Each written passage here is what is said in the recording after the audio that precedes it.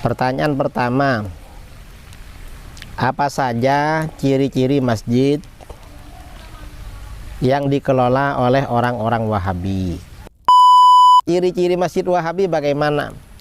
Masjid-masjid Ahlus Sunnah wal Jamaah biasanya kalau di kampung-kampung itu masih identik dengan membaca pujian sebelum sholat.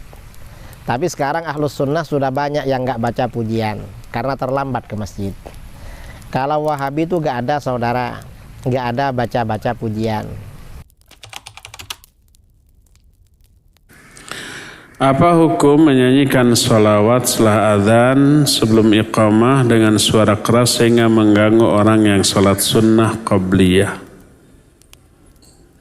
Apa hukumnya membaca sholawat? Hukum asal membaca sholawat sunnah, hukum asal sesering mungkin. Tapi kalau yang sunnah ini dilakukan bisa mengganggu orang lain yang sedang sholat, maka menjadi haram. Bukan haram bersolawatnya, tapi gangguan yang ditimbulkan. Silakan bersolawat untuk diri sendiri atau membaca Al-Quran, boleh enggak? Mana yang lebih utama, solawat apa baca Quran? Baca Quran lebih utama.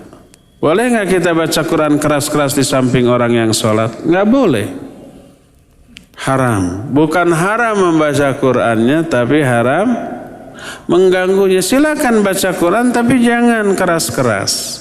Jangan mengganggu orang yang sholat. Silakan jauh dari yang sholat, di pojok itu silakan. Dengan suara yang hanya terdengar oleh diri sendiri. Apapun itu, zikir, baca Quran, sholawat, ya.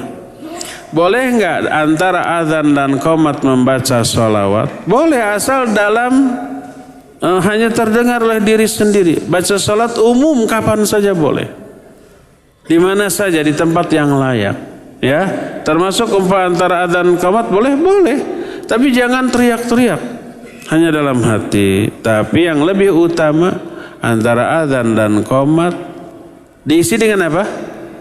Doa.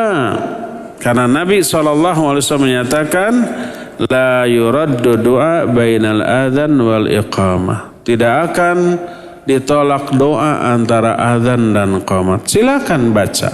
Tidak terlarang baca Al-Quran. Tapi lebih utama berdoa di momen itu. Tidak terlarang baca sholawat. Tapi lebih utama berdoa. Kalau tak mau zikir, membaca Al-Quran, mau sholat, jangan keras-keras sehingga mengganggu orang yang sholat. Wallahu a'lam.